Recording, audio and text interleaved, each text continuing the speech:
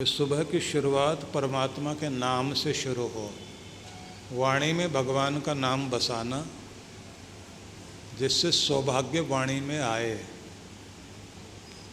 माथा झुकाना भगवान के दर पर, जिससे माथे पर सौभाग्य आए। भगवान को तिलक लगा के फिर अपने माथे पर भी तिलक लगाना, क्योंकि ये सौभाग्य की निशानी मानी जाती है तिलक। और ध्यान करना, पूजन करना, अपने हृदय में अपने परमात्मा को, अपने इष्ट देव को आमंत्रित करके ज्योतिर्मय रूप में विराजमान करना।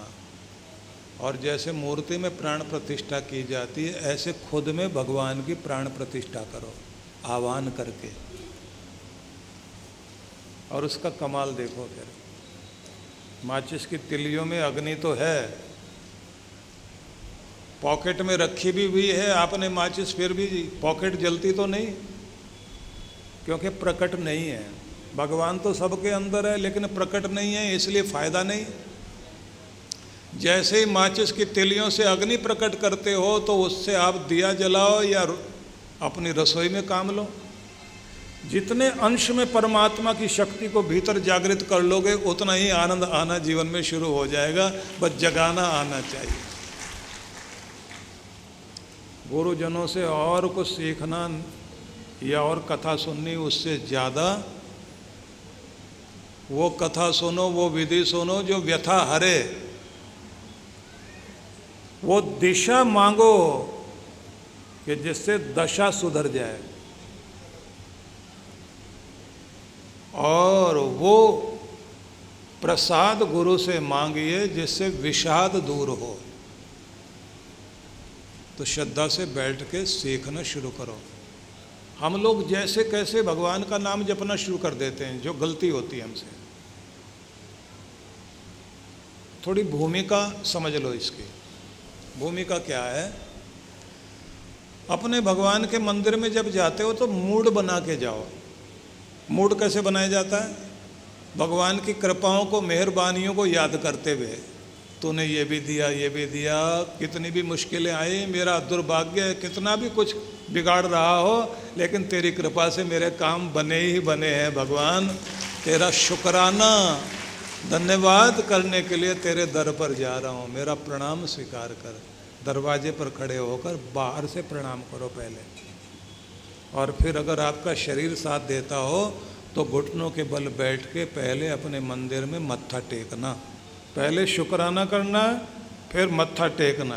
फिर अंदर जाओगे, आसन पर बैठकर छींटे लगा लीजिए अपने ऊपर भी, चारों तरफ भी। पवित्रीकरण कर लो। बाहर से तो पवित्र हो गए, अब अंदर से करना है खुद को पवित्र। फिर अगला काम क्या करना? आसन पर बैठ जाइए। बैठकर अब आपको अपने भीतर की जो दुनिया और उसकी कड़वाहट अंदर है, उसे बाहर निकालना है। कैसे? उसे कहोगे बाहर निकलो तो और आ जाएगी। तो क्या करना है? शांत, ऐसे हाथ ले जाना ऊपर से, शांत शांत शांत शांत। खुद को शांत करते जाओ कि मैं शांत हो रहा हूँ। पवित्र, शांत, निर्मल, स्वच्छ, शांत। फिर बोलना स्थिर स्थिर, अड़ोल अड़ोल, कि डोलो नहीं, स्थिर हो जाओ। स्थिर होकर टिक जाओ। जैसे दिए की खड़ी बत्ती बिना हिले डुले जल रही हो, ऐसे खुद को स्थिर कर लो।